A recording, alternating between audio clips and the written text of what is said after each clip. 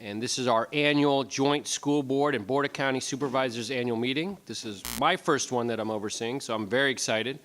I'm excited to have Chairman Stewart here, the County Board of Supervisors. We welcome you. Excited to have you and your staff here as well.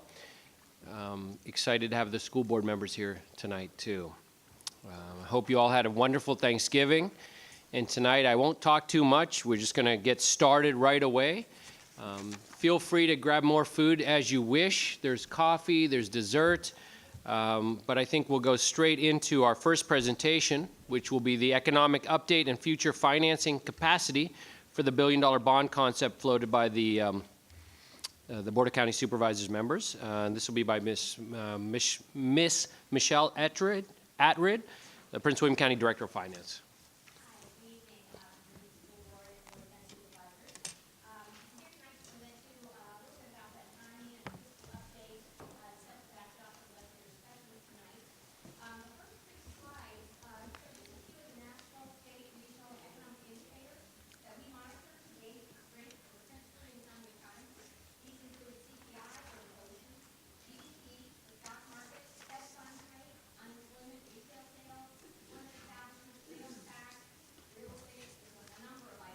At regularly as we monitor our revenues. The numbers presented on this slide are shown as of September 30th. That's the date of our most recent quarterly revenue update. And at this time, most of the metrics indicated a really healthy, strong economy. Yesterday, our revenue committee, we have a revenue committee comprised of members of county staff and school board staff, met and we heard from Ray Owens. He's a senior economist and policy advisor with the Federal Reserve Bank of Richmond. And we also heard from Rebecca Ross, a senior economist from the Virginia Department of Taxation. Both commented on the strength of the nation's and Virginia's economies. However, it's important to note that we're 10 years since the last recession, which means we're likely closer to the next recession than we are away from it. The Federal Open Market Committee, as Mr. Owens said, projects GDP currently at 3.5% to slow to about 2% by 2022, but described this lower GDP as sort of a new normal, given the changing dynamics in the U.S. in terms of the baby boomers leaving the workforce and the post-war productivity ending. In other words, he described what was a higher GDP in the past that we saw as its own phenomena. It was sort of like a golden age where you was fueled by a lot of baby boomers entering into the workforce and productivity that occurred during war periods. Since the Great Recession, the nation has seen monthly job growth averaging about 200,000 jobs per month. Unemployment currently stands at 3.7%, and the Federal Open Market Committee projects it is to increase as slightly as we move closer to 2022. The feds would like to see job growth at about 80,000 jobs per month. They believe this would keep unemployment steady and inflation in check. At the rate of 200,000 jobs, Mr. Owens said the country is running out of eligible workers to fill the positions, and it will lead to wage and inflationary pressures. Mr. Owens also said the Federal Reserve's consumer consumption as the primary leading indicator of the economy. On a 12-month average, consumer spending has been growing at about 3%, which means consumers are relatively confident of the near-term future of the economy. The Fed's target, for example, the Personal Consumption Expenditure Price Index at 2%, and they project that will remain at or above this level through 2022. Finally, Mr. Owens indicated that the Fed is returning to a more normalized monetary policy with a 90% probability that another rate hike will occur in December and likely 2 to 3 more in 2019. Most members, when surveyed, expect to see rates hovering between 2.5% and 4% by 2021. In summary, he expects to see a few more years of economic run, but was quick to point out that a recession is typically caused by a negative event that can never be forecast. And he uncharacteristically failed to mention the growing national debt and the Fed's $4.2 trillion balance sheet. The county's housing market remains strong, but inventory is constrained and mortgage rates are rising. The average sales price in September exceeded $393,000, while the average number of days on the market was consistent with 2017. We will continue to monitor the real estate market as we prepare the estimate for FY20 through 2025. And a new factor that could impact the forecast in the out years is the Amazon effect of locating the headquarters to the national landing. With 25,000 more jobs coming into the area incrementally, it is likely that we'll see some kind of housing impact on both housing and rents. However, the impact is yet to remain to be seen. And of course, the farther away we are from National Landing, the impact will likely lessen. For the first quarter of FY 2019, we're projecting a surplus of approximately $5 million in personal property tax. About $3 million of this is attributable to an increase in business tangible property, primarily from data centers, and $2 million is attributable to an increase in vehicle billings. The installation of our new tax admin system has also helped improve our collection rates and has made a positive impact in these collections. We will soon also be reporting our final FY 2018 available surplus as we wrap up our audit in December. And of course, I would be remiss if I did not express my concern over spending of surplus funds. In the years leading up to the Great Recession, we put away funds into our revenue stabilization reserve, creating a healthy reserve coupled with both our fire levy and our capital reserve, and that has helped us maintain our AAA bond rating. This particular revenue stabilization reserve, for example, reached a high of $35 million in 2015. In recent years, our revenue stabilization has depleted. We are at the 2% minimum requirement right now, and we have a capital reserve that has been going to one-time capital needs to help build our infrastructure within the county. It's important to be mindful that these actions do weaken our position with the credit rating agencies, but they look at us as a whole, and there's a lot of other factors that they do look at when making that assumption, but it's just something I do want to point out that they look at. They also look at our debt burden, which is what I want to talk about next. And this slide has some animation, so I'll be adding some bars to it as we go along. But it basically is a projection of our existing and our projected debt service through 2030, charted against our principles of sound financial management. We have a 10% revenue cap that we monitor against that we can't exceed.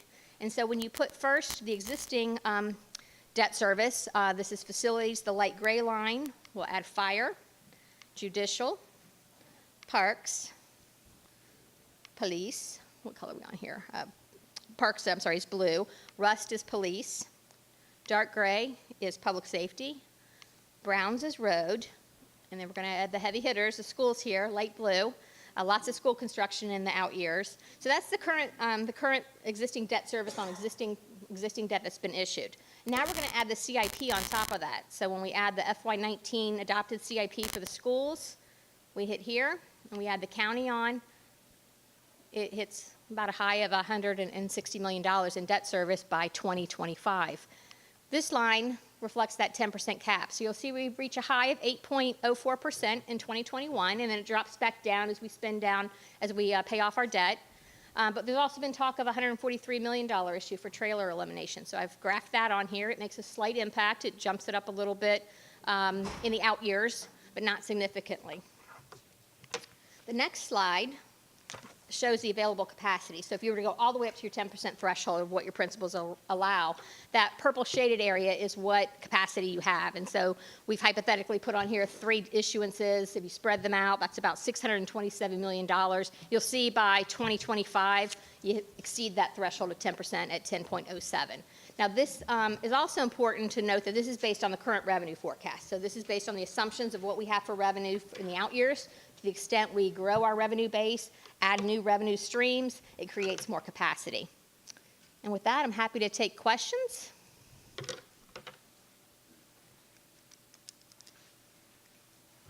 Thank you much. Okay. Any questions? All right, guys. The next presentation will be the school's report on classroom size reduction initiatives. Mr. David Klein, Prince William County Schools retired Associate Superintendent for Finance and Support Services. Mr. Klein.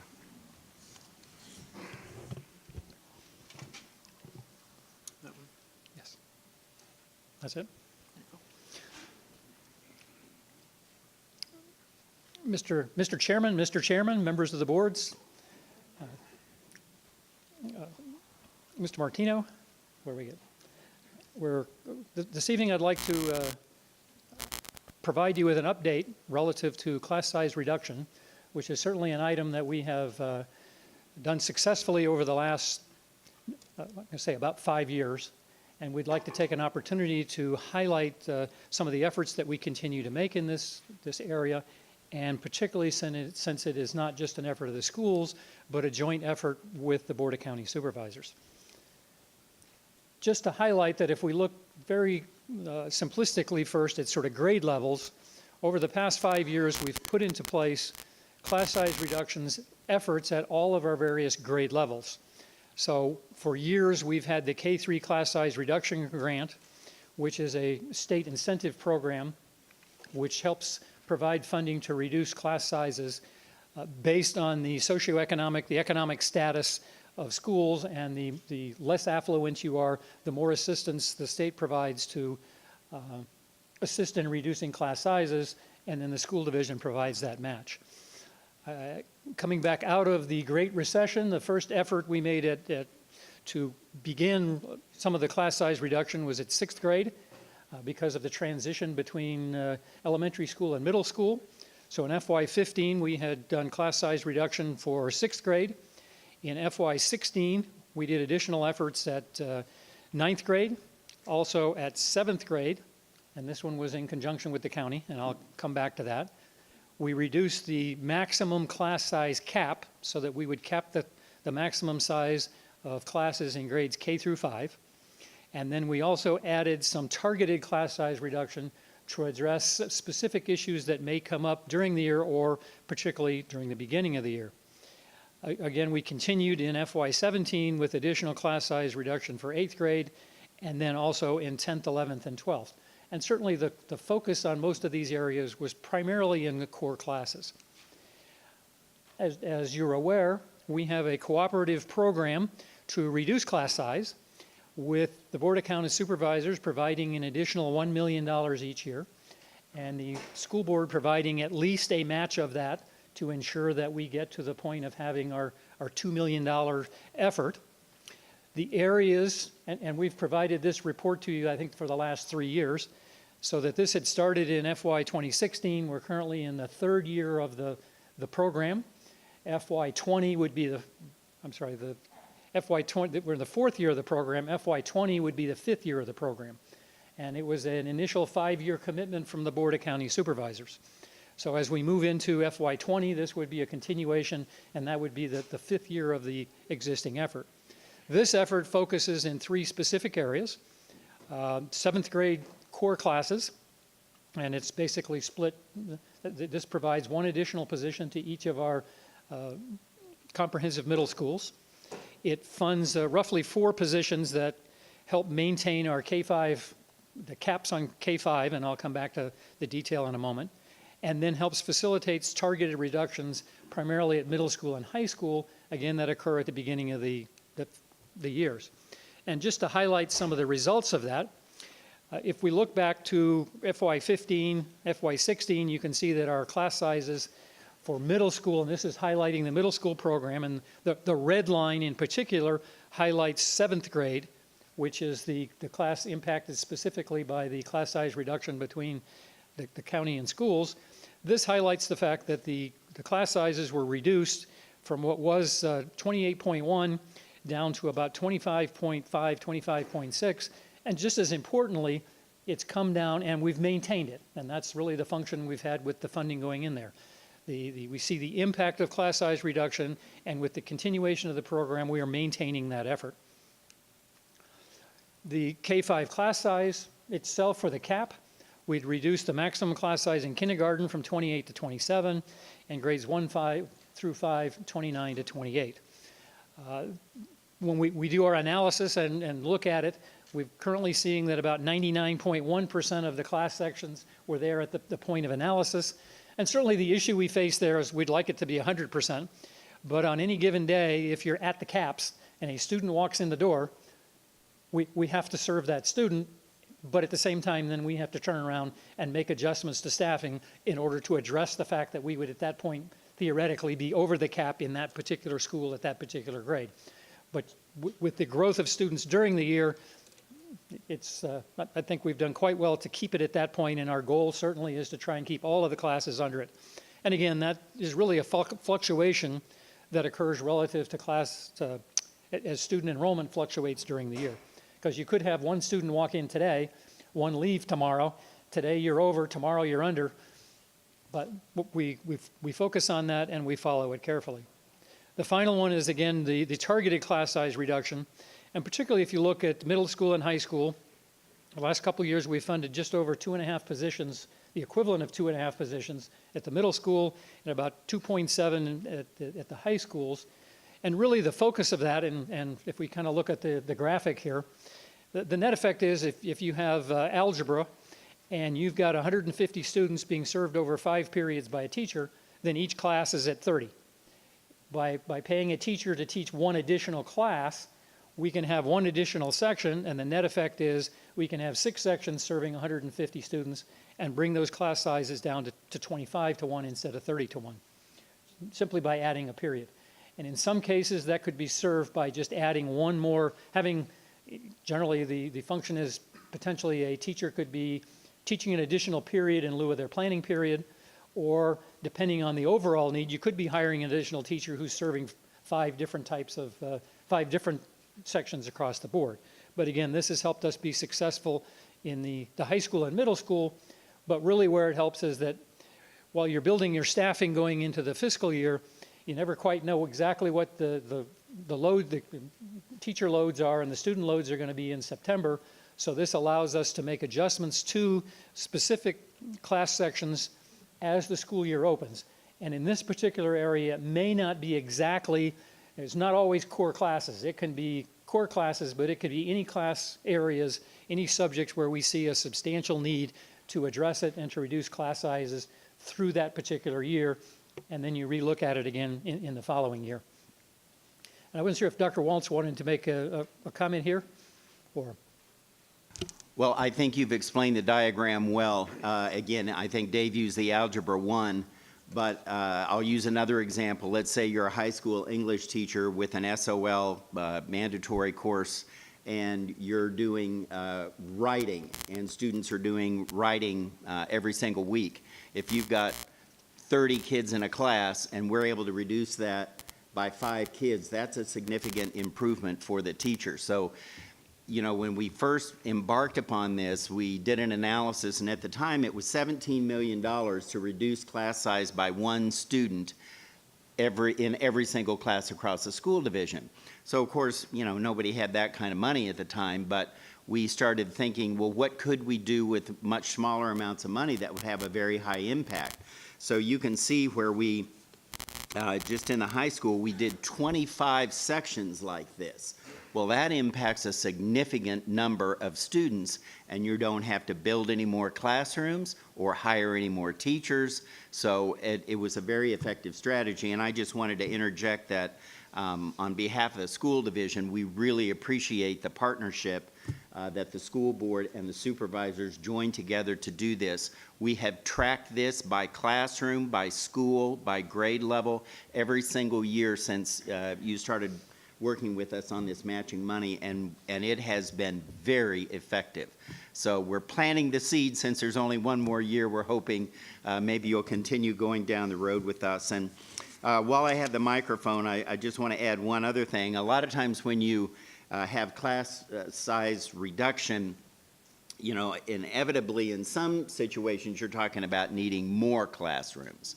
And I just wanted to thank everyone and thank the supervisors for joining with us on working to identify properties, and we'll be talking about that a little bit later. But in particular, I think to realize that it was only 2 years ago that you agreed to work with the school board to help us identify a property, and several of you were there at the groundbreaking at the Parkway School. So in 2 years, you know, what you committed to is coming true. And that's a very exciting thing for that community and the students who will go there and the parents. So again, just thank you for the partnership with those 2 things in particular, because they're very big and very important. Thank you. And thank you.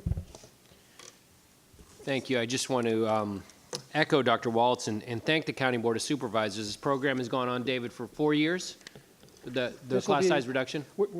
This is the 4th year. This is the 4th year. It is, the agreement goes through FY20 as we're preparing the budget for next year.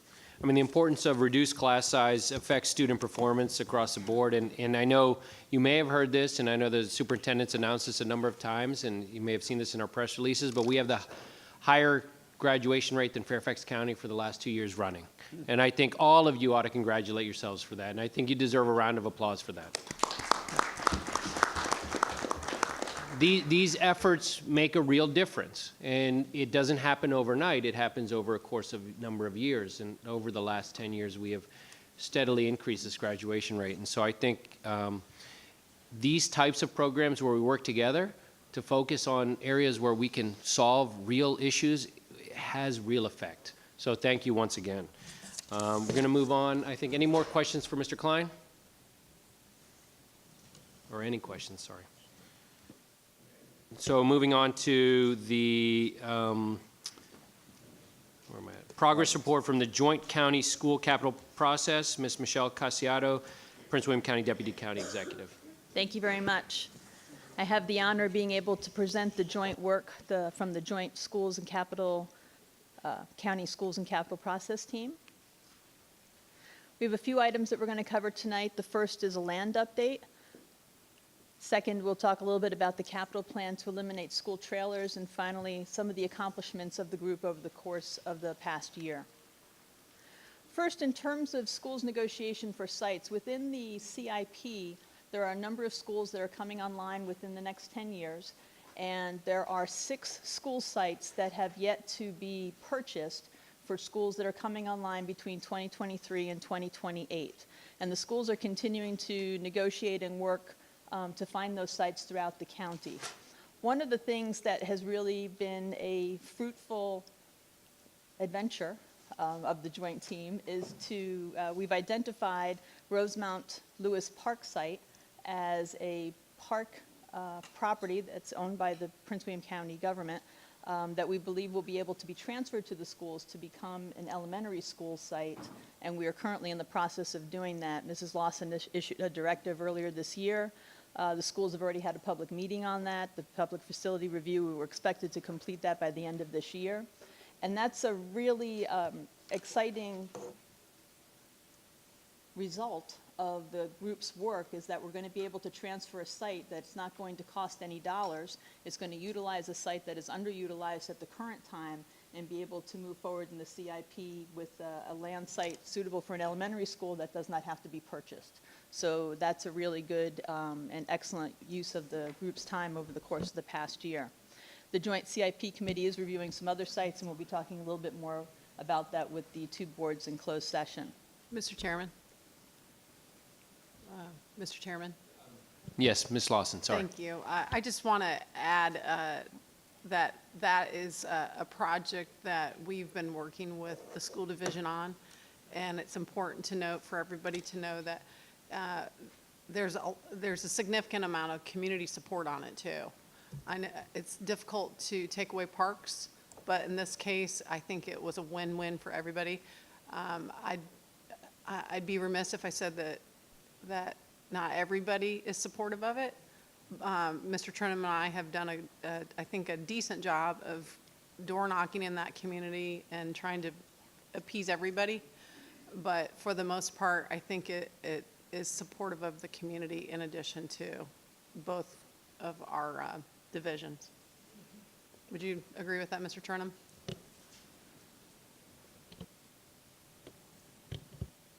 Okay, so yes, I would agree. Ms. Lawson and I hit every door that was in the Terrawood community, and like anything, not everybody's going to be in favor of it, but I do think there's a lot of positive aspects that a lot of people see to it. And I will say that our staff here on the school division and working with Ms. Lawson's staff, they have been working diligently with the community to try and address the concerns that the community has as much as possible with regards to like parking concerns and everything from signage to traffic flow and things like that. So obviously we can't fix everything, but I think we've gone a long way to addressing them, most of the concerns. Yes, Ms. Lawson. Yes, I also just want to say this was a case where it was a win-win. I don't want to send the message, though, that I'm interested in foregoing further Brinsville parks. but this was a case where I thought it made sense. We're always happy with win-wins. If you can find more win-wins, we're happy to hear about them. Thank you, Ms. Lawson, for that. Mr. Trenum, appreciate it, and thank you for the work you guys are doing on the Joint Committee. Please go on. Thank you. Over the past year, the primary conversations that the joint group has been working on has been the portable classroom elimination proposal. And this has gone through a few iterations as we've been working it down. But basically, we've come to a place of understanding that it will take approximately 120 permanent classrooms to replace the trailers beyond the school's capital program over the next 10 years. So if you look at the chart that's on this particular slide, you can see that there are seats added by source, and in the adopted capital improvements program, we have 16,236 seats that are being added over the course of the 10 years of the school CIP program. That does leave us about 120 classrooms short at the end of 10 years in order to eliminate the use of portable trailers as an ongoing location for learning for the students. And so if we're looking at adding those additional classrooms, we can find seats for another 2,000 students, which would take us up to about 18,000 seats over the course of the 10 years. This is where the committee has been spending a great deal of time this year kind of parsing this out and understanding the costs involved with it. This is where we have gotten to. And when we look at what that total cost is, we are looking at some additional land sites. We need 2 elementary schools, and we need basically 40% of a middle school in order to accomplish the elimination of 206 portable classrooms over the next 10-year period. So we'd be looking at site acquisition for 2 elementary schools at roughly $18 million, looking at facility construction of 2 elementary schools at approximately $90 million, and additions to middle schools totaling another $34 million. So that comes to a total program of $143 million over and above the existing CIP if the 2 boards are interested in pursuing the elimination of portable classrooms over the next 10 years. So let me stop there. So I'm not sure who to direct this question toward the microphone. I'm not sure who to direct this question toward now that the mic's on. There are, how do I say this? We've talked about class size reduction, and there's a plan in place. And I think everyone here would like to accelerate the plan to reduce class size. Reducing class size is a good thing. 2 years ago, that's all we talked about at this meeting. Today, we're talking about eliminating trailers. One of the things we talked about at the meeting 2 years ago was that a great way to reduce class sizes is hire more teachers so that you can spread the kids out more, hence the diagram, and a way to do that quickly is to then put them all in trailers.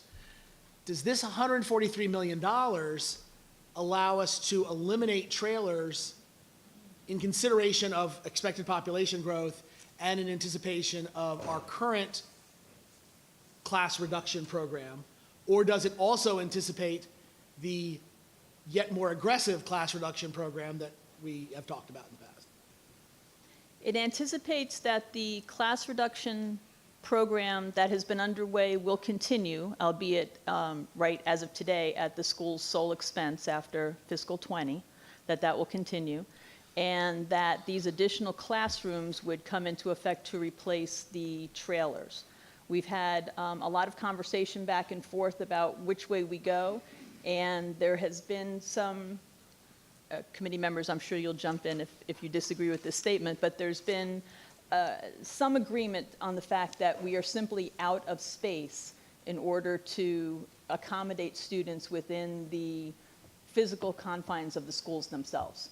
And so while we can continue to add trailers to school sites, which would be one way to address the classroom size problem, in order to get children out of trailers, because we've had a lot of concerns raised about safety of trailers, safety of children in the trailers, especially during wind events, storm events, that this was the way that the committee decided to focus its effort. So if I can ask the question, maybe same, it goes to the same point. If we were to implement this, and I understand everything's an estimate, okay, but if we were to implement this and we keep what's in the 6-year plan or the 5-year plan for class reduction in place, we theoretically, by some point in time, eliminates the 206 portable classrooms. But if we were to then decide to accelerate, add even more funding for more teachers for further class size reduction, that 143 million has to go up. Because we then have to build even more classes for these, more classroom space for these smaller classes. As you've stated it, yes, that is accurate. I would like to state, though, just for the record, that all of these calculations are based on the school's projections that were put in place for the 2019 through 2028 CIP. The schools are currently working through their current year work and are not yet ready to present that. That's going to be coming in January when they present their CIP. So I don't know what school projections may have changed between a year ago and today. The 143 and what you're indicating are all based on the last adopted CIP.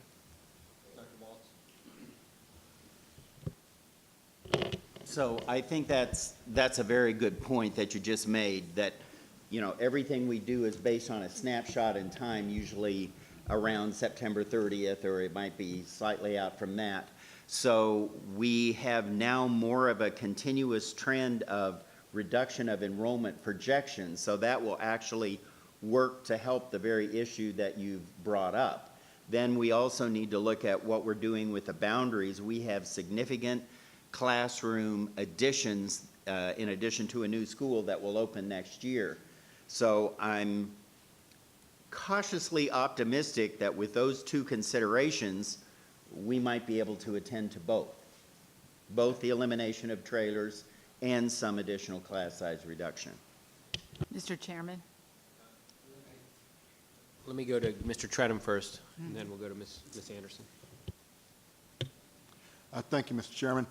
Just to follow on, one thing, especially what Ms. Casiato pointed out, was that was based on our growth projections from the last year's CIP, which was basically 18,500 students per growth of 18,000 housing units per year over the next 10 years, based on the input we got from the county.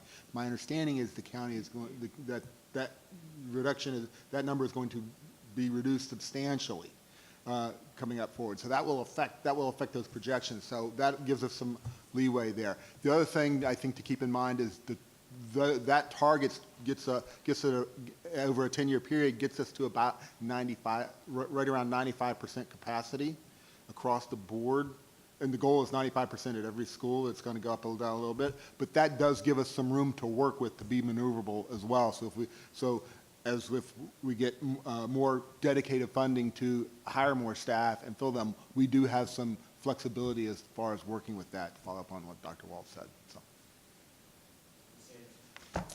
I just want to make a comment. Our joint committee did have a majority vote to at least bring this before our full boards. You may have read in the media that I did not cast my vote to recommend this particular slide. I agree with everything else in this package, but this particular amount of money, I feel, can be further reduced because, number one, personally, I don't think we need a plan to get rid of every single trailer. Trailers are used commonly in high-growth communities. You probably know that Fairfax uses about 800. Arlington, I think, has 140 or so trailers. Loudoun has the least amount in adjacent jurisdictions. But I just don't feel like we need to have a plan to completely eliminate trailers. And then with kind of our work on school projections and so on, where we feel some of the numbers will come down a little bit, and possibly with a boundary change or two, I believe that we can eliminate at least one of these elementary schools that are on this list, that are in addition to the current published CIP. So I just wanted to make that comment so you understood why I cast my vote against this recommendation. Ms. Jessie?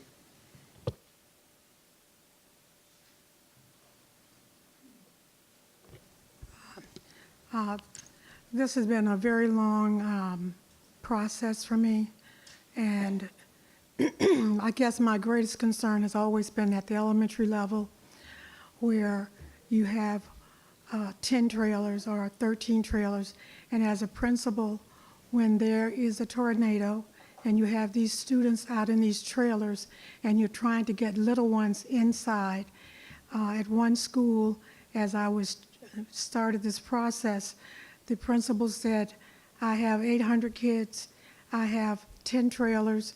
When there's a tornado drill, you have to find these walls to support the children. And she said, when I bring them inside, I don't have the space to actually secure them in a space that is safe. That's one aspect. As I look at overcrowding, and I think that the class size reduction and the land acquisition all go hand in hand, because as we look at the addition of schools in the Occoquan district, I think is fortunately or unfortunately, we're doing a big boundary change. And I think that's going to be a lot of fun because nobody wants their children to leave the school. So you could say boundaries, but changing students with families that are in schools that they love. And the research shows that most people love their school, whether they're high performing or not. So if we can build additional schools, if we can acquire land, especially on this eastern end, it would really help us. When we look at class size reduction, as a principal, if you gave me money for a new teacher and I don't have the space, that money will not help me because I don't have the space, and so what I end up with is overcrowding. So I applaud this committee and Mr. Principe for his work on class size reduction. And I know I've been a pain in everybody's whatever about this, but I was a principal. I lived it. And I don't know what Fairfax is doing. I don't know what Arlington is doing. But I know one thing. We don't live in the same land that we used to live in. I worry about children outside in trailers for a safety aspect. As a principal, I always knew that a parent would forgive me, maybe, for not teaching their children how to read, but they would never forgive me for not keeping their kids safe. And we can all put our heads over our ears and close our eyes and hope nothing ever happens in a trailer. But everybody in this room knows that we're not living in the same world we used to live in. So when we think about securing our kids, it's very difficult to secure children in trailers. The windows are up here. If you got little ones in there, the moment somebody knocks on the door, they will open the door. And I know this sounds like basic kind of information, but I would ask the Board of Supervisors to really consider this, because I don't think we wait, and I don't think we compare ourselves to anyone else when it comes to safety. Ms. Satterwhite? Thank you, Mr. Chairman. I've definitely made it very clear that I'm in favor of reducing the number of trailers and reducing class sizes, that we need to do both. And that's my concern looking at this, is that I don't see it in writing that we're going to be working on both. And Dr. Waltz, I appreciate your comments toward this. And one of the things I think we have to do as a school board is have the conversation with Dr. Waltz is what is our end goal with reducing class sizes? What is the number we're trying to get to for average class size? And I don't think as a school board we've had that discussion. And we need to get to that. I think that needs to be a large part of what we're looking at. If we're going to spend $143 million or plus, then we definitely need to talk about class sizes and what our end game is. What is it we want? What is it our parents want? Because if we're going to spend this kind of money and we're just going to be trading trailers for classrooms, we're not doing anything to impact our students academically, and that's my largest concern. Yes, there are safety concerns, and yes, that's of great importance to me.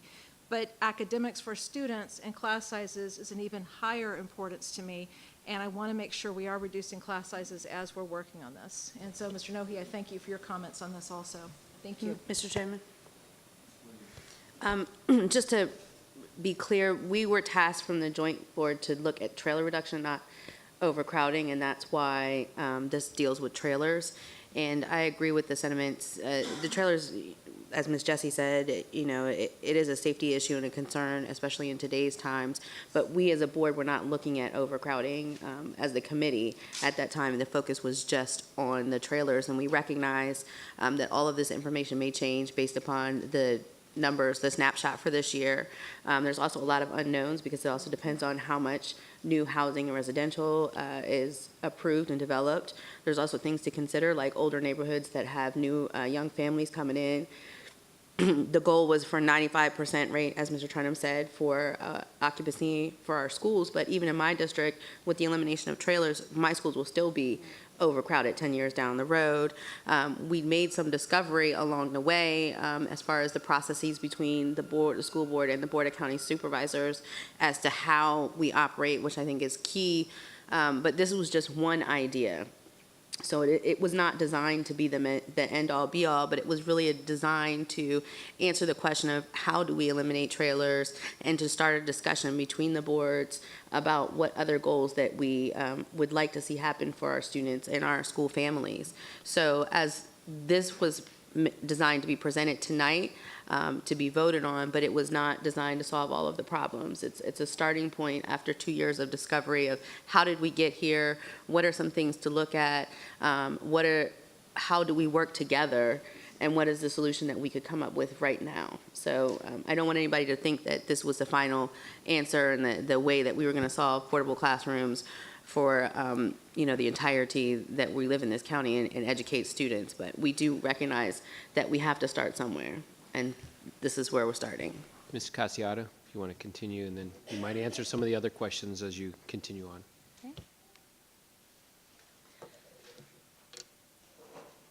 If the two boards were willing to undertake this particular project and move toward eliminating the classrooms as we currently understand the need as of today based on the projections from last year's enrollment, we see that the top line here would be the construction spending plan in terms of the actual CIP spending, to spend $143 million by 2027.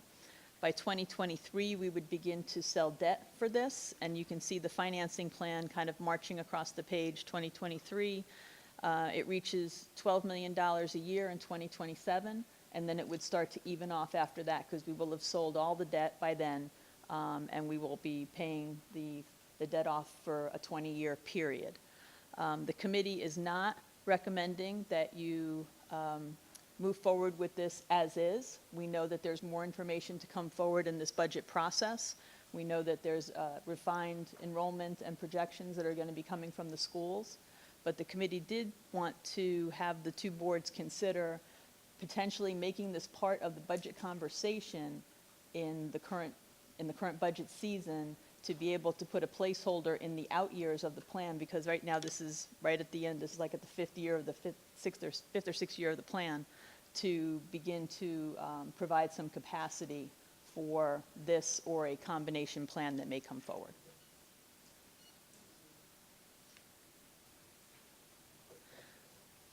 So the two recommendations from the committee specifically is to actually commit to, in a resolution form, to commit to pay for land as it becomes available. This has been an understood outcome of this joint committee for the past 2 years, but the committee felt it would be important to actually have the two boards commit to that via resolution, that as land becomes available, that it can be brought forward outside of the annual budget process if an opportunity presented itself, and that the two staffs would work together to figure out funding mechanisms and timing depending on what became available. The second commitment that the joint committee is seeking is a commitment to eliminate trailers based on the current information, understanding that the demographic and economic data is scheduled to be updated by the schools within the next couple of months, and so there would likely be an adjustment to that, and incorporated into the county's 5-year plan, at least at the last year, so that it can start marching across the page, making progress. There was a draft resolution dispatched to both boards that had some sample language on it for your consideration. There's also other work underway that the committee has been involved in, particularly on residential rezoning applications. You all are aware that county departments and schools provide impact statements on all residential rezoning applications that come to the county from developers. They are forwarded to the Planning Commission, and the Planning Commission reviews those impact statements in terms of making their recommendation to the Board of County Supervisors whether or not they believe that that application should be approved. We have a process action team currently evaluating that process because it's become clear that there is some information that is confusing and perhaps inaccurate being relayed in the impact statements. And so the county, school staff, and planning commission members have been working together over the past month, and I think they're going to wrap up their work within the next couple of weeks, to identify some process improvements. They intend to vet that information back through the joint CIP committee, and then we would return with whatever information the two boards need to consider in the next couple of months on this particular process. Over the course of the past year, we have worked very diligently to understand our assumptions and understandings. When the group began meeting 2 years ago, we were clearly operating in, I would say, two very distinct silos, and there has been a great deal of information sharing across the committee over the past 2 years. There's been a lot of work on student population and residential unit growth projections and understanding those processes. We've come to understand that there is a great difference in the way that the school board reviews and considers rezoning applications and the way the county reviews and considers rezoning applications. These are things that we have come to understand, and we've come to a shared understanding of what those assumptions are and what they should be moving forward. We've also put into place a collaborative process on land acquisition. You may recall a couple of years ago we were in a situation where the two boards were actually competing for the same parcel of land. We have eliminated that possibility from happening anymore, which we are very happy to be able to say that out loud. And we have very good coordination now between the two planning offices so that we know if the one parcel is under consideration by one group, it's off limits for the other. And we're working those forward in a collaborative way. We are beginning to share more and more data. We have a common site that the two the school staff and the county planning staff utilize in order to make assumptions. We're coming up with uniform data sets and understanding if the schools are drawing information from a particular data set about student population, that we would draw and make assumptions from that same data set instead of relying on a different one. We're looking at planning areas, we're looking at growth projections. So there's a great deal of collaboration that's happening now that was happening, I would say, ad hoc previously, but it's happening much more purposefully and collaboratively on a regular basis now. There's also been increased collaboration between the Board of County Supervisors district offices and the school board district offices, where the members are getting together, they're working collaboratively. Not to say that you weren't doing that before, but there seems to be more of that these days. So, Mr. Chairman? Yes, Mr. Stewart. So, this really kind of is the crux of the whole thing as far as I'm concerned. And, you know, I guess the question that we have to consider is whether or not we should use an outside source, an audit firm, somebody to confirm whether or not the methodology for the projections and for the impacts are accurate. Because if we don't, then we're going to continue to get this pushback from the development community. And the problem with that, of course, is that they have influence in Richmond. And if we're ever going to try to get our proffer system back, if we're ever going to try to get the proffered contributions back from the development community, they're going to have to be on board with this. And right now they have no confidence, and for good reason, I think. They have no confidence in the current growth projections and the methodology there. So whatever it is that we develop, I just hope that we will use an outside source to confirm so that the business community has confidence that the projections that we're using are actually accurate. Mr. Chairman? Ms. Williams? I think that is a very good idea. I also think there's an educational piece, because as we learned as a committee, the way the school board, or the school staff does projections was different entirely, and our numbers meant something differently when it came to planning or approving development. We, as a school division, looked from September 30th to September 30th and used estimated, whereas the county was looking more on a calendar year. when we were submitting statements, we were looking for development impact statements as an example. The school division was looking at it as its immediate impact to that particular area or neighborhood, if you will, whereas the county was looking at it as a countywide impact. So I think an audit would be a good way to validate our numbers, but I also think that there should be some sort of an educational component along with that so that everyone, developers, the school division, and the county is all on the same set of understanding of what those numbers mean, where they come from, as well as the developers. Because that was one of the major issues that we discovered as a committee.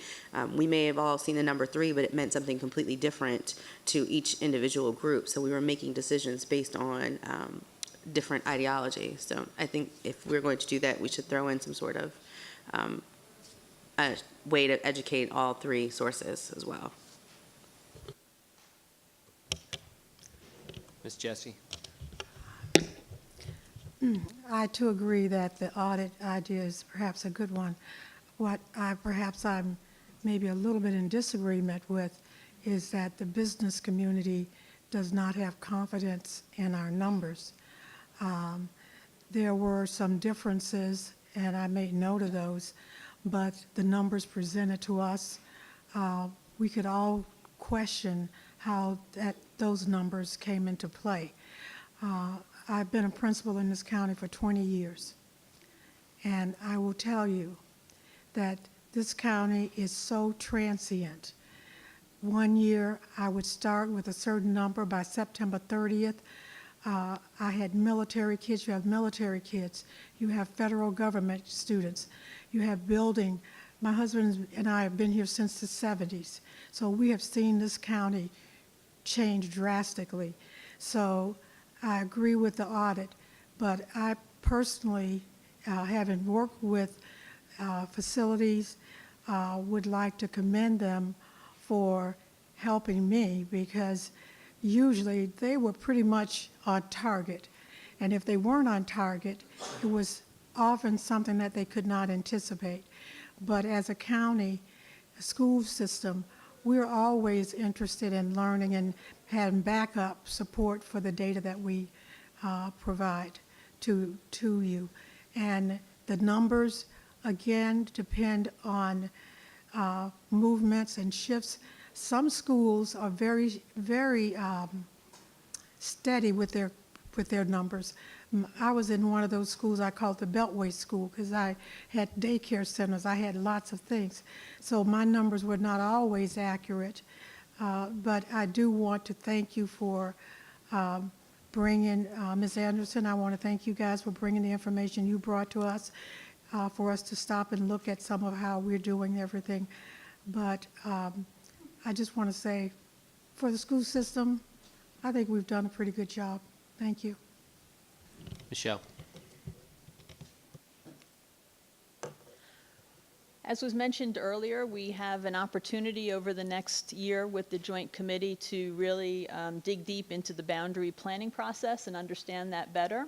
There is a large redistricting effort that will be underway over the course of this coming year due to the opening of Prince William Parkway Elementary, the additions at Antietam, Lake Ridge, and Springwoods, addition at Minnieville, and also at Lee Sylvania. These will go into effect in, August of 2019. And there are 19 elementary schools that are involved in this redistricting effort. So this, I believe I am correct in stating that this is the largest redistricting effort that the school system has ever undertaken. And this will be quite a learning process, I think, for not only the school board, but also for the Joint Committee as we look forward to our next year's work to truly understand what those boundary changes mean and how they can be accommodated within the current system. We are all cognizant of the fact that under the Virginia Code, that the school board makes all decisions regarding school boundaries. So we have a few next steps for the committee as we move forward into 2019. We're going to review and implement those revised development impact statements, and if the two boards wish to undertake some sort of a joint audit process to ensure that we have clarity and consistency on the numbers. We'll be happy to work with school staff on figuring out how that would work. We're going to be reviewing the school boundary process. We are also seeking a uniform community outreach process and development. We know that the schools are extraordinarily efficient and good at reaching parents. We would like to be able to make sure that we are including other members of the community in the conversation regarding both county and school outreach efforts. And we will continue to jointly seek proper legislative changes that will help us resolve some of the land issues that we have regarding future school sites. I would be happy to answer any questions that you might have. Mr. Trenum? Thank you, Mr. Chairman. Two more comments, and that aren't necessarily related, but maybe they are on this. First one, on the $143 million plan for the two new elementary schools and the middle school additions. I just want to point out that even if we decide to go ahead and include this in a planning process, we are not obligating ourselves to spending that money and actually building the buildings, because Prince William County, we don't build schools in anticipation of students that are coming here. We build the schools where the kids are already here, pretty much. That's just the way we operate.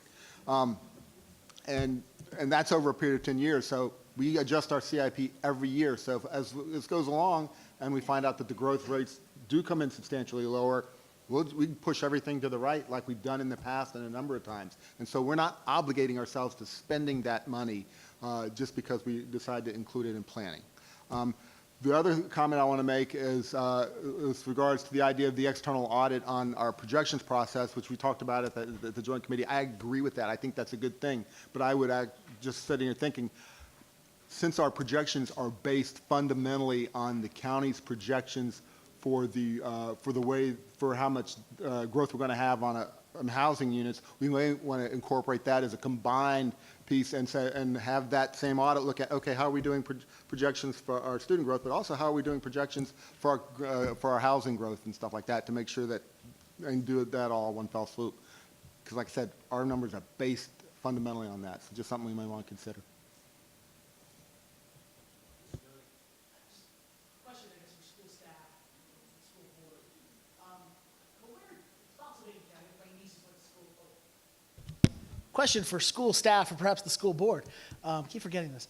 I don't really like to talk into microphones, so I don't remember to turn them on. My nieces went to high school in Spotsylvania County. I want to say at Chancellor High School, where they had an elementary school adjacent to the high school, as is often the case here. And then on the other side of the building, there was also another elementary school. It's like they had two elementary schools and one high school on the same campus. And that's just because where they had the land available, I suppose. I guess the question is, as we're looking for land, how close together is too close together for two schools? I mean, just pick any school in the county. If you got an elementary school and the 40 acres next door to it suddenly comes up for sale, are we willing to put two elementary schools next to each other? Or does that just turn into one mega elementary school and we don't want that? I'm curious. Hi, Dave Beaver's Office of Facility Services. I'm sure Ms. Jessie will back me up that Marumsco Hills and Vaughn Elementary are right around the corner from each other.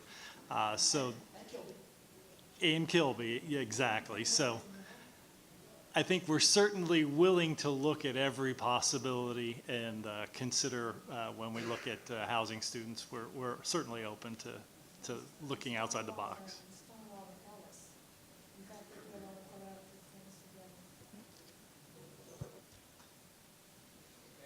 So I think I need a motion. We're going to enter closed session. Oh, yeah, Mr. Deutsch. Sorry. So one last question on the presentation. Projections and school boundaries have both come up.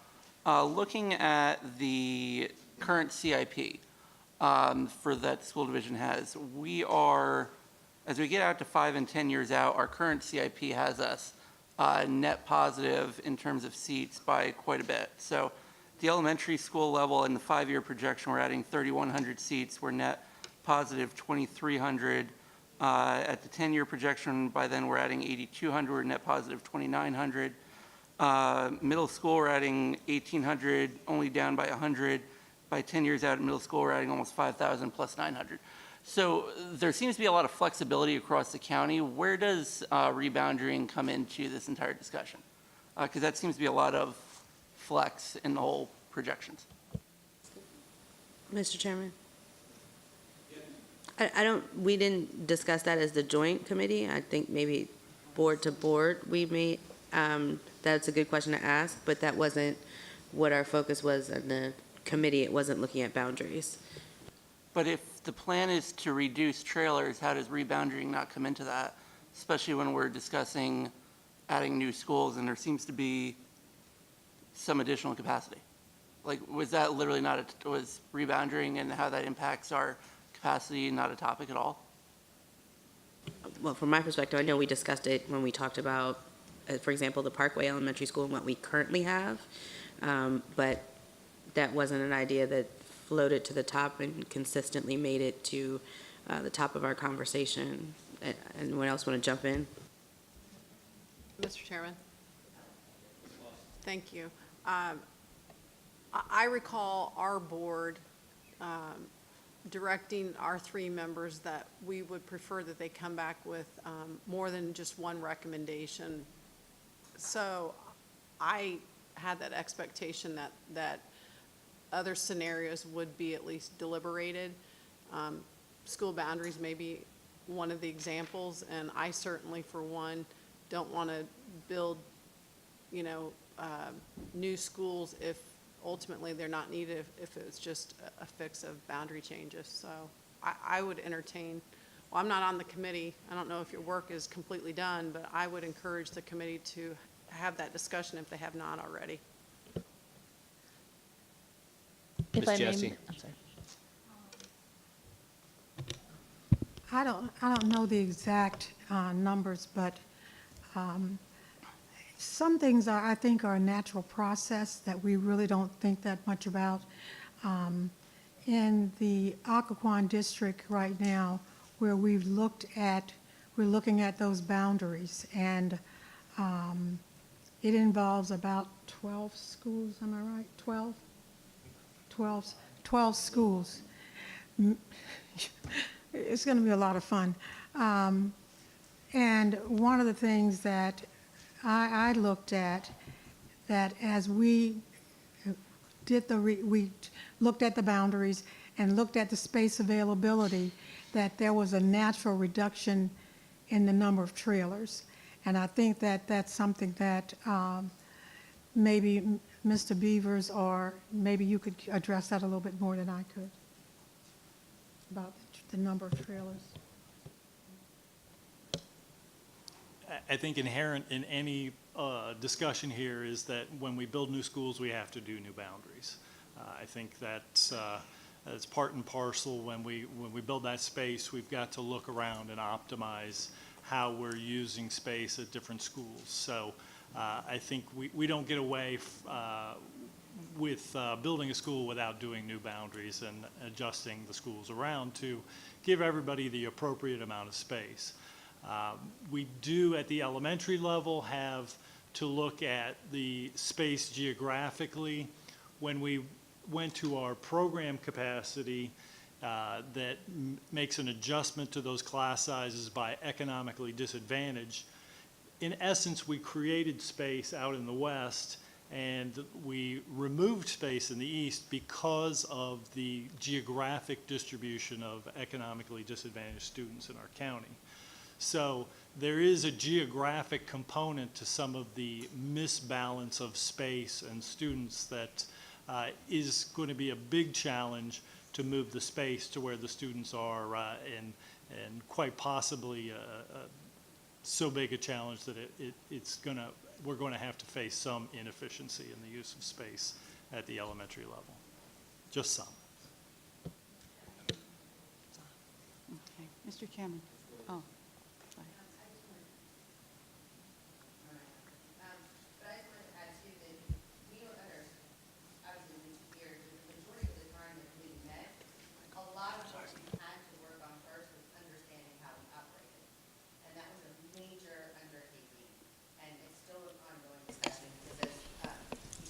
presentation, there were times where we didn't even realize that we were competing against each other. And it wasn't even until the last committee meeting that we learned just how the planning office from the county views the development impact statement versus how the school division views the impact statement.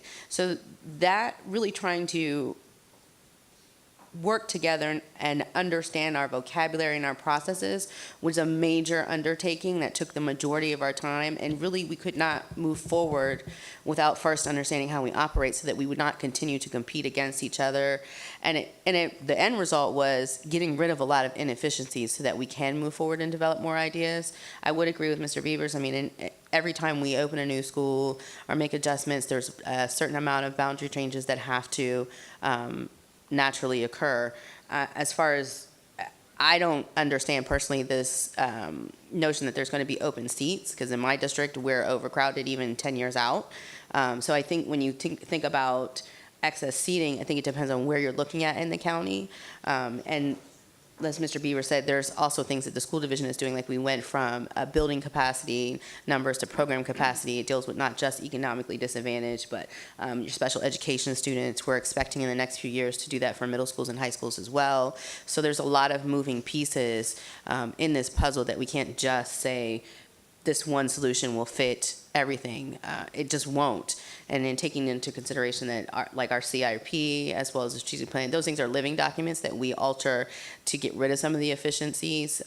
I think we still have a long way to go, and we wanted to at least be able to come here and let the boards know that we have worked really hard to get a good foundation that will stay put long after this committee is gone and new members come in to serve, so that we won't have to continue to recycle the work that we've done, and so that we have opportunities moving forward to just work on finding solutions. So I don't want that to get lost in the shuffle here and think that we've spent the past 2 years and haven't really been focusing on how to resolve the problems. There was a great deal of let's learn how we work together to even suggest how do we come up with solutions that needed to be done first. That I think is extremely important. Mr. Chairman. Ms. Cadigan. Thank you. I think the committee has done a great job. I didn't know all of the work that you had done until I heard it all tonight. But growth is coming, whether we like it or not, with Amazon coming to Crystal City, 25,000 employees, and we're hearing that the Route 1 corridor in Mr. Principe's district and the Potomac district, they're going to come. They will be looking for more affordable housing that we have here and that we don't have in Crystal City, so we have to really plan for it. And you mentioned our special education. Always, always, people have come to Prince William County for the special needs because we have one of the finest programs going, and mainly the military that comes and that has special needs kids. So 2 years ago, we talked about a commitment of both boards to purchase land before the developers gobble it all up. And I still want to support that commitment, that if we don't start buying the property and setting it aside for schools, I don't know what we're going to do, because we don't have proffers anymore. Potomac Shores is a wonderful development because that developer has donated all of the land there. You know, you have, in my area, we have Montclair, in Dale City, you have Dale City. The developers were wonderful giving us land. It's not happening anymore, so we have to buy it. And if we don't start now, Woodbridge is going to be hurting more than it is at the moment. I think Woodbridge is the community, it's not Dale City, is it? Woodbridge is the big question here. Occoquan needs schools. So I'm very much in favor of doing the land and supporting that. I'm ready to vote on that tonight so that we can get moving. But my understanding is it's going to be both boards are going to contribute, right? Is that correct? Not just the Board of Supervisors, both of us. Well, maybe we can get one or two things out of the way, and growth is coming, like it or not. Thank you, Ms. Cadigan. I think we should remind everyone, also Micron is investing $3 billion in Manassas, and that will have maybe a sooner impact, especially on the western part of the county. We are becoming, we are a destination place. So you're correct. I think now we can, I need a motion. We'll do each board separately, a motion to enter closed session. So I need a motion from a school board member to, if you read it on your thing. Mr. Chairman, Mr. Trenum. I move that pursuant to Virginia Code Section 2.2-3711, the Prince William County School Board enter closed session to consult with legal counsel and to discuss and consider with members of the Board of County Supervisors and the respective staff of both boards the acquisition of real property for specific school sites for elementary, middle, and high school facility needs in the county where discussion in an open meeting would adversely affect the litigating posture, bargaining position, or negotiating strategy of the Prince William County School Board as authorized by Virginia Code Section 2.2-3711, Alpha 3 and 8. And we have Ms. Williams seconding. All in favor on the school board? Aye. Any opposed? No. I'll ask Okay. Chairman Stewart to, Thanks, Steph. Do we have to take a roll? Where's the county attorney? Do we need to take a roll, or? Okay. Okay. On behalf of the Board of Supervisors, we need a roll. We need actually, why don't we get the motion stated by the county attorney? Thank you, Mr. Chairman. The County Board of Supervisors would like to consult with legal counsel and staff to discuss consideration of the acquisition of real property for specific school sites for elementary, middle, and high school facility needs in the county where discussion in an open meeting would adversely affect the litigating posture, bargaining position, or negotiating strategy of the Board of County Supervisors. And this matter is appropriate for closed session pursuant to 2.2-3711A 3 and 8 of the Virginia Code. Okay, it's moved by Ms. Anderson. Is there a second? Seconded by Ms. Cadigan. What? What is the opposite? Okay, fine, good enough. And then we need a roll call vote, please.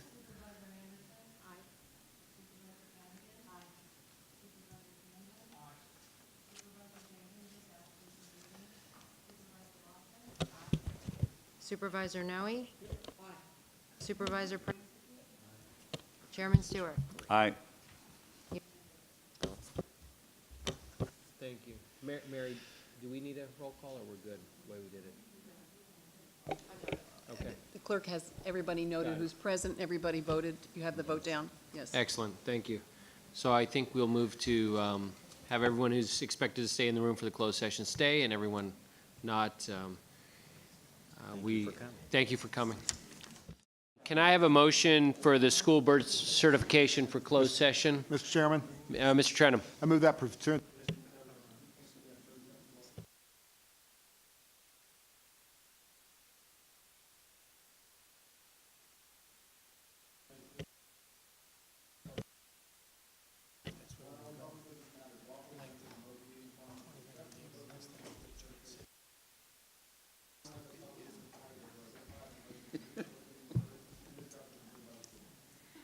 Okay. Mr. Chairman, a second. Second by Ms. Williams. Can we, all in favor of the school board certification on the school board, say aye? Aye. Any opposed? Please record that, Debbie, that all board members said yes.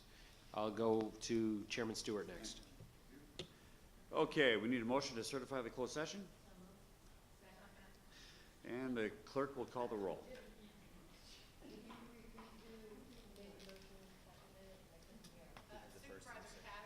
Ms. Cadigan made the motion. It was seconded by Ms. Anderson. Supervisor Anderson? Aye. Supervisor Cadigan? Aye. Supervisor Hanlon? Aye. Supervisor Jenkins is absent from meeting. Supervisor Lawson? Supervisor Noe? Aye. Supervisor Principe? Chairman Stewart? Aye. Vote unanimous. Thank you. So I think so far tonight, we've had a really good discussion on a number of great issues. I'd like to, I was remiss a little bit earlier in stating that we've missed John Jenkins here tonight. He's recovering from knee surgery, and we all pray that that recovery continues to go well. I'd like to open the floor up for any further discussion, comments, concerns on what we've discussed tonight as we wrap up. Chairman Stewart. Yeah. All right, so what we need to do tonight, both boards need to give a directive to their respective staffs to work together to select an audit firm to confirm the numbers that are jointly developed between the school board and the Board of Supervisors. So I'd like to make that let's just start on the county side first. I'd like to make that directive. Does any member of the Board of Supervisors object to that directive? Okay, so there we have the directive on the county side. On the school board side, the thought is that we work together with the Board of County Supervisors, their staff, to work on putting out the good numbers methodology, whether we look at it or require a third party to look at it for us as well. Do I have any objection on the school board to move that way? Okay, thank you.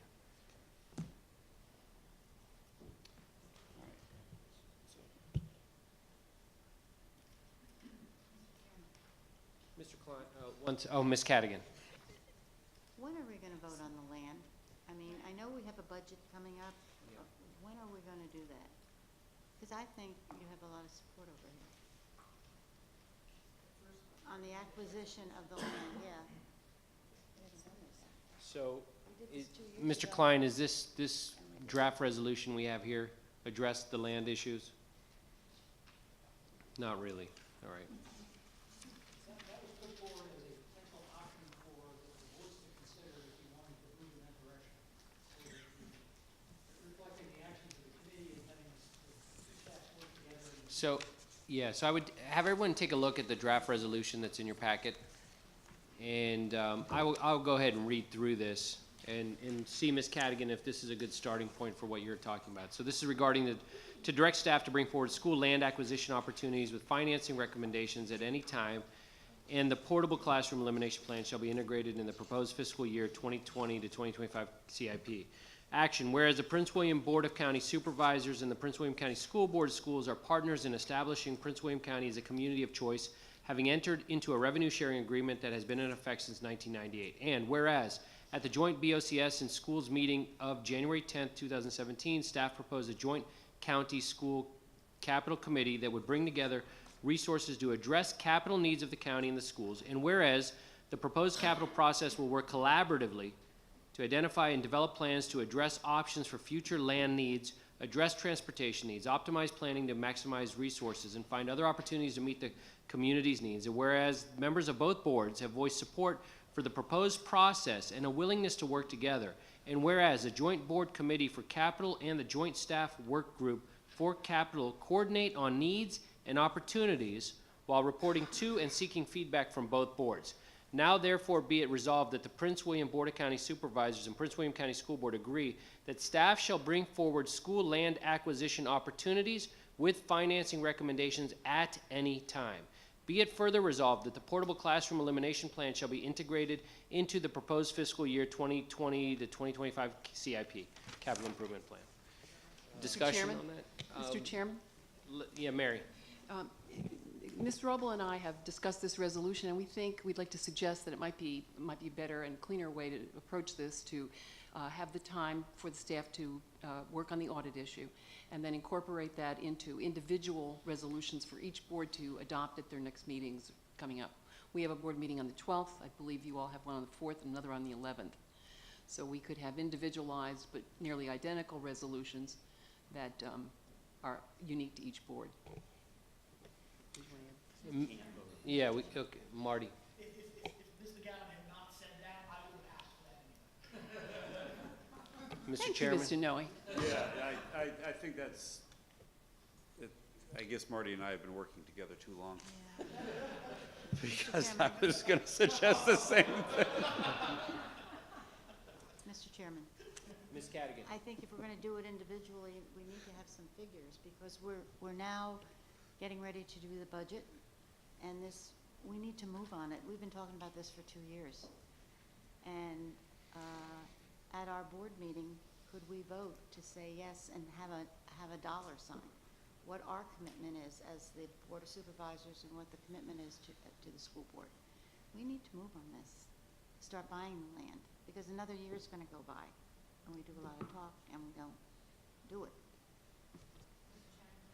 Ms. Williams? I think the committee's idea was to at least have both boards have a formalized resolution to commit to actually doing what we said we were going to do, not necessarily, if it helps, to tie a dollar figure to it immediately, but just to formalize and let the public know that we were serious above and beyond just meeting in the joint committee and speaking about it, but to actually put something to paper.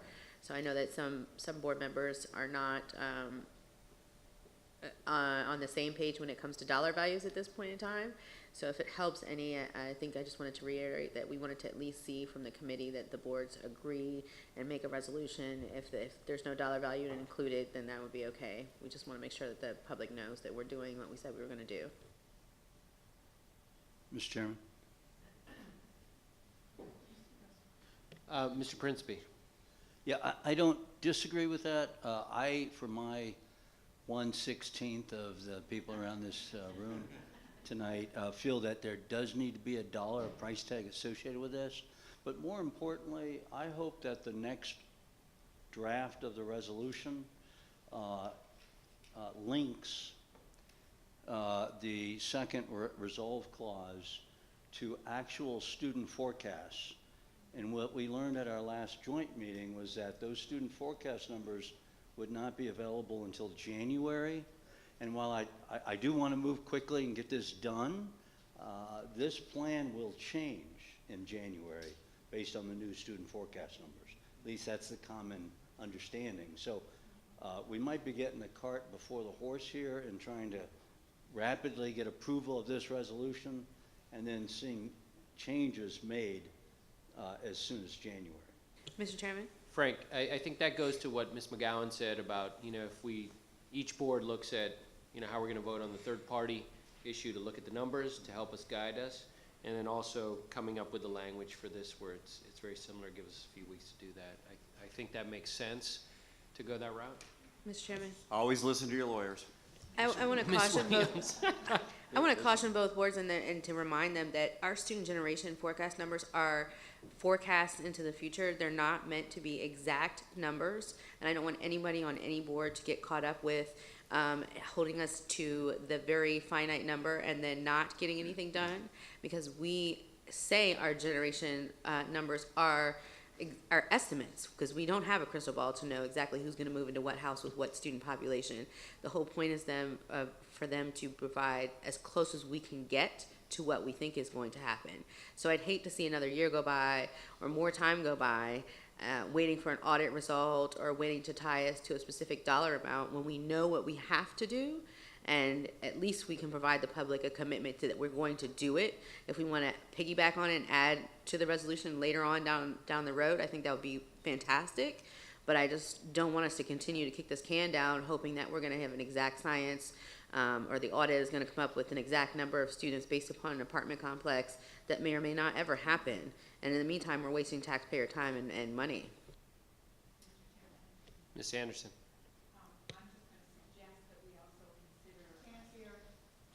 Oh, it does work. That we consider splitting the two main items in this resolution, because I don't necessarily see that buying up land is associated completely with elimination of trailers. I'd rather have it be two different resolutions from my perspective. Okay. Mr. Chairman, could I just Ms. add Cadigan. one last thing in listening to what you were saying? What if next month you see a piece of land that you'd really like to buy? Does this authorize you to go ahead and do it? I think, if we don't attach any money to it or we don't attach anything to it and a piece of land comes up, we need to buy it. And we need to have that commitment that both boards are going to do it. And that could come up as early as January. Woodbridge is waiting for a site. Yeah, I think Ms. Satterwhite? No, go ahead. Turn one mic off, please. All right, thank you. Ms. Cadigan, I appreciate what you just said. Yes, we do need to have the ability to purchase as soon as it's available. And Ms. Anderson, I do appreciate your comment about splitting the two. I think that might be more expedient, especially if we are waiting on some numbers. I think splitting the two into two different two different agreements would be a good idea. I'd also ask the boards, can we please add language that we are working on the portable classroom elimination plan, but also continuing our work on reducing class sizes. I'd like to ask you to please consider that, because that's something that of utmost importance to our parents and to me, and I can agree to it if we're doing that. And I really hope that we'll work on that, because that is the academic piece in this. Thank you. Mr. So, Chairman, so Ms. Jessie. I just want to reiterate the fact that land acquisition means new schools, places, opportunities to build schools.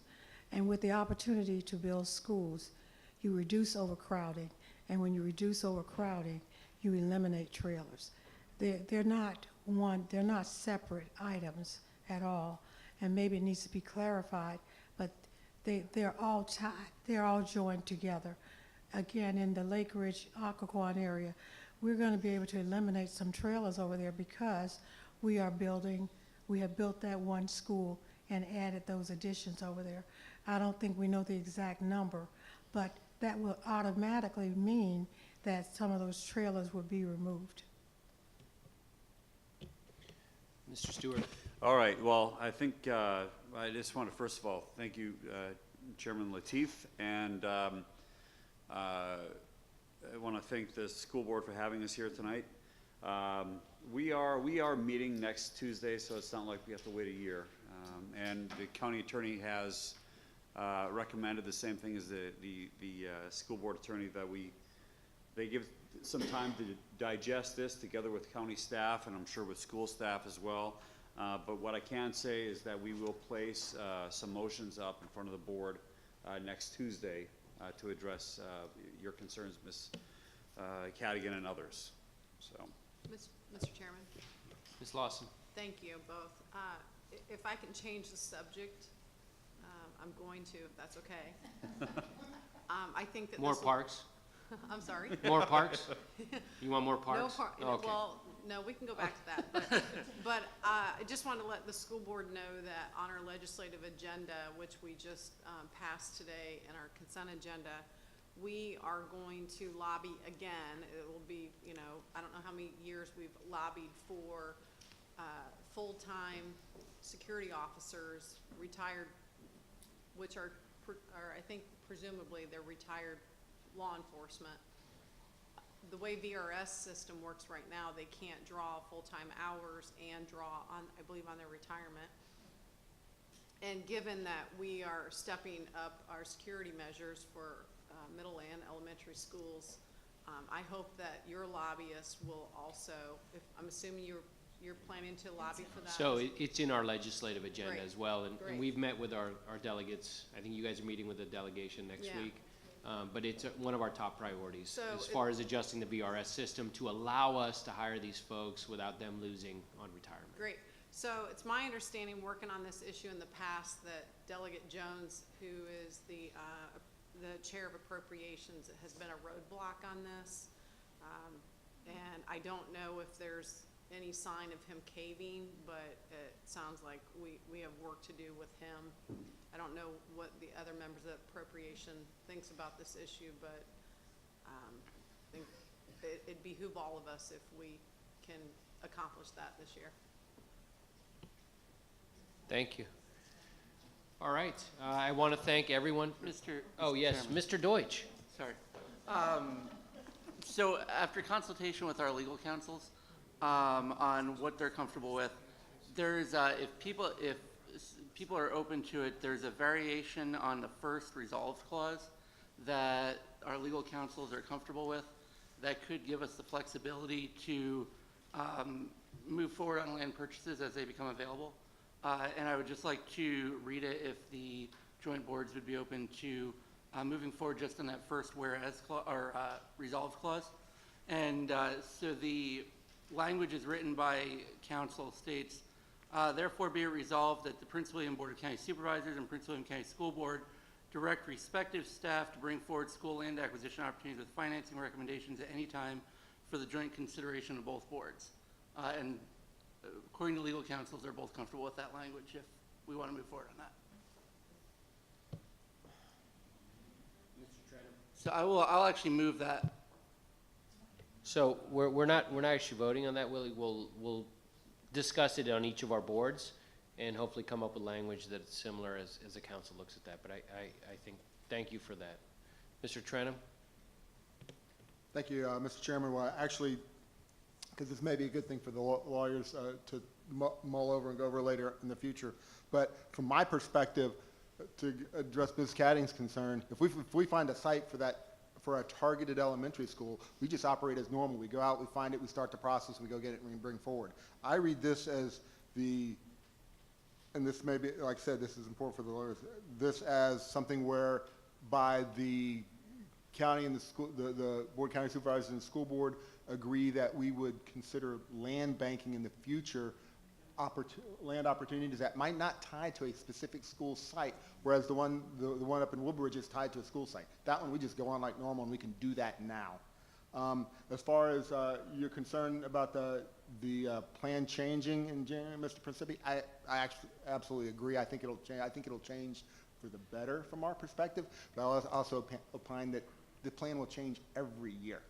So it's like every good battle plan. It doesn't survive first contact with the enemy. You can take your pick as who the enemy is in this situation. But this is really just a commitment of both boards that said we're going to address this, and we're committing to plan for it, and we will adjust that plan as necessary, as needed, going out in the out years. I like Ms. Cadigan. We talk about funding. Happy to hear about more funding. If we get more funding, we might have real silverware for you next year, okay? Yeah. I can't thank you all enough for coming and spending this evening with us.